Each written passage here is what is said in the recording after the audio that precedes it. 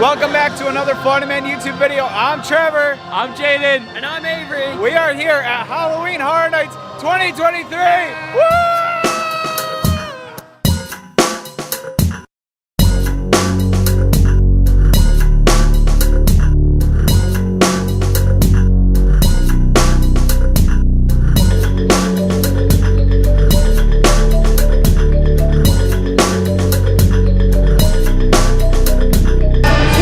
Cover the tribute store, we're gonna cover the scares, we're gonna cover as many houses as we can do tonight. But don't you guys worry, because we will be back time and time again to give you guys a full review of Halloween Horror Nights, as well as what we think, our guide, the whole nine. Jaden, what do you think so far? Hungry! Before you guys even get into Universal Studios, the Horror Nights fun starts here at the Universal store in City Walk.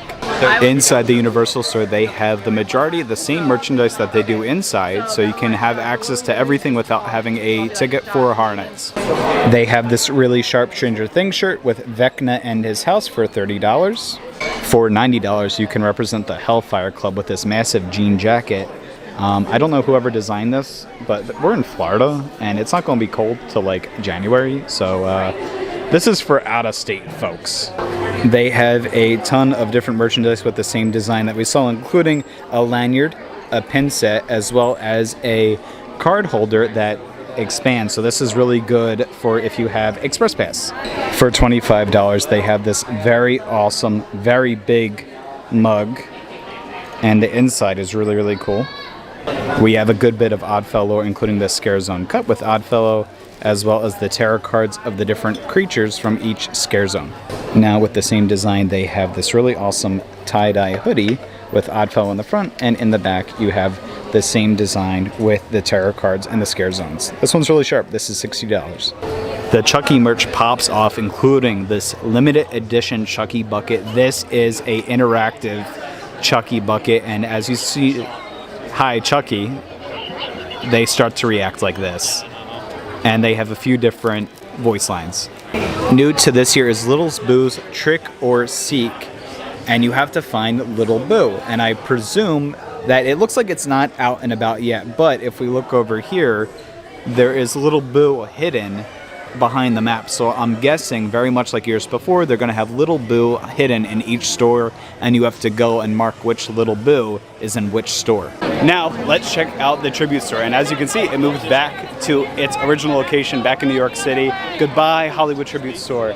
Let's go check out the inside. As you enter in the new tribute store, you can see we go into an old-fashioned comic book shop with the new icon, the Crypt Creeper. They have a ton of memorabilia, including sculpts of the Crypt Creeper, Dracula, King Kong in the back, Creature of the Black Lagoon, as well as different comics, including the one that you can get your face on. Now, the entire store isn't the comic book, however, it is individual comics. So each room follows the story of a different comic, and on the walls, you can see that story take place. This store is themed after the graveyard scene in the tribute store last year. This section is themed after two grave robbers who go into the cemetery and try to rob graves. And as soon as they break into a casket, they wake the living dead. Now, as we go into the next room, you may recognize a very similar name, Boris Schuster, the private investigator whose office is in the New York section. This room follows Boris Schuster as he is hired to investigate a series of murders, and it brings him to a climatic fight between Cthulhu. The one cool thing about this store is not only is it in black and white, but also features a Finnegan's reference, as well as the floor is raining. This next room is a rather interesting one. It takes place in a diner, and as you can see, the devil's running it. This is Hell's Kitchen. This is a Gordon Ramsay themed room, and as you can see, the chicken is bloody raw. And the last room is Eyes of the Ripper, and this room is so sharp. They have a lot of great details, including the Ripper as he watches over you as you check out, as you rip out your paycheck. But I tell you what, this tribute store is one of the best tribute stores I've ever seen in a long time. You could spend all day taking a look at all the details that the team put into making this store. It's unbelievable. And if this is a tease of what Horror Nights is going to be, this year's going to be phenomenal. In typical first day of Horror Nights, it is a torrential Florida downpour, and we're a little wet, but that's not going to stop us from going to our first house, which is going to be Stranger Things. So come along, we're going to tell you exactly what we think of the whole house. We can't bring you guys along, but we'll see you guys after.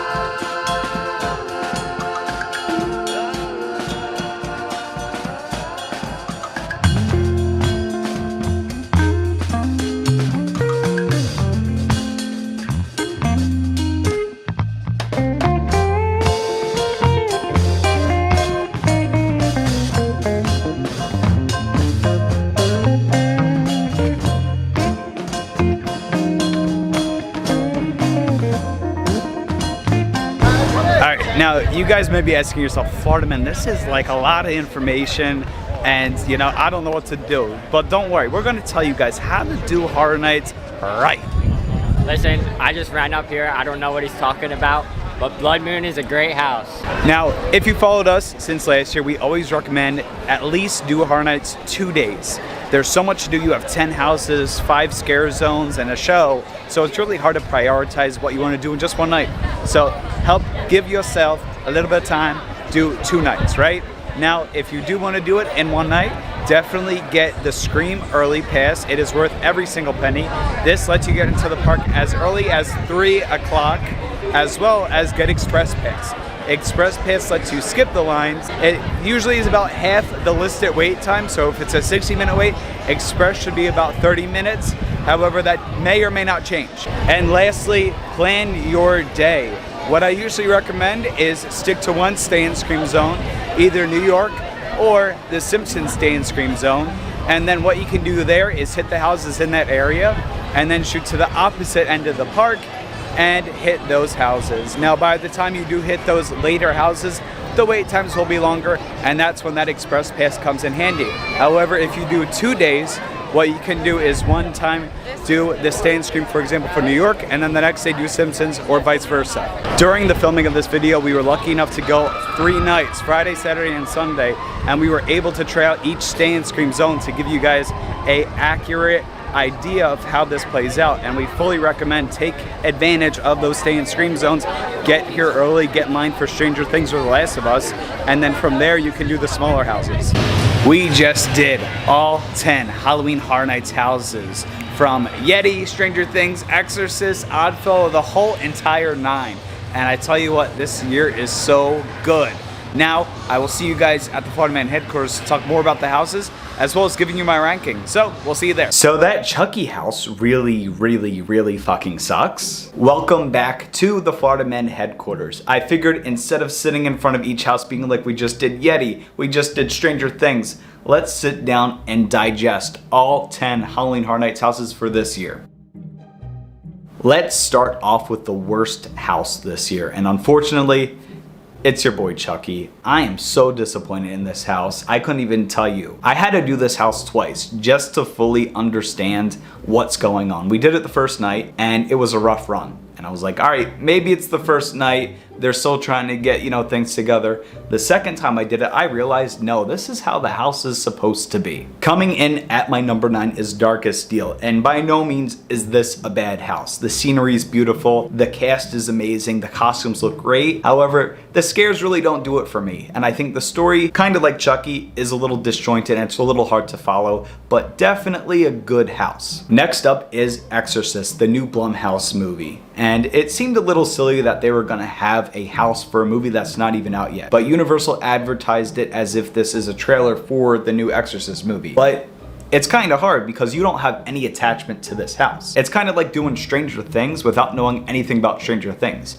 You'll still think it's cool, but you're not gonna really pick up on anything. Any of the characters you're not gonna have a connection with. The story you're not really gonna have a connection with. It's still fun. The scares are really well done. The set piece is really good. It's a good house, but you don't really feel for it. Coming in at 7 is Yeti, and this house is a fun house. I love the scares, I love the set pieces. The only thing I don't like is the scares are very repetitive. However, you do get a really fun scare at the end. I really like this house. Definitely a must-do house this year. Next up is Blood Moon. Now, I fully expected this house to be the worst house this year. However, I was so surprised by this house. The set piece is insane. They really took a lot of notes from Dead Man's Pier, really creating this huge atmospheric set. As you're cutting through this village, you don't feel like you're going through a linear maze. You feel like you're cutting through different parts of a village.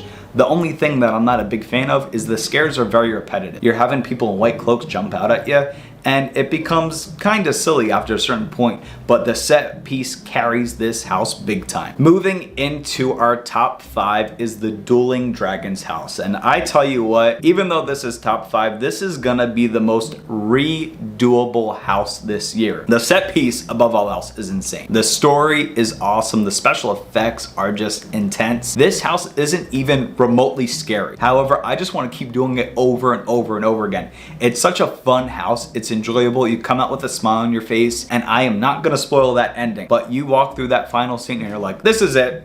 This is it. This is awesome.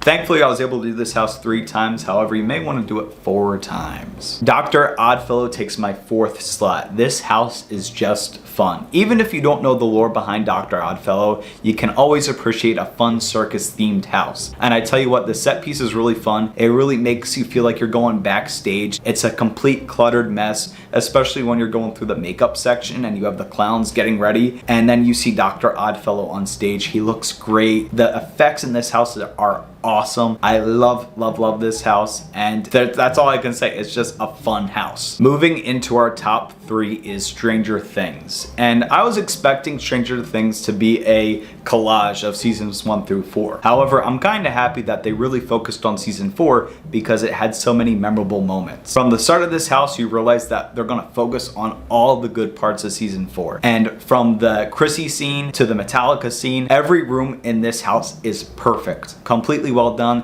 The costumes look great. The set looks great. The music is fantastic as always, and it is a must-do house for sure. However, it is definitely not number 1. I was having a really hard time picking my first and second favorite house. However, after doing each house twice, I have to give second place to Universal Classic Monsters Unmaxed. This house has the best set piece. The scares are awesome. I absolutely love the story, how you start off in the catacombs of Paris and you see the Phantom of the Opera, and then you move and you see Jekyll and Hyde and the Invisible Man, and then you finish up with that beautiful scare with Notre Dame and the Hunchback, and he comes down and he jumps at you with the bungee and jumps back. It is such a well done scene, and then they do a little callback to Legends Collide at the end with the triple scare. However, you're greeted with the Invisible Man, Jekyll and Hyde, Phantom of the Opera, and Hunchback. This is such a phenomenal house. Universal always kicks butt with their classic monster houses, and this is no exception. I absolutely love this house. And of course, the number 1 slot goes to The Last of Us. And as I was saying with Exorcist,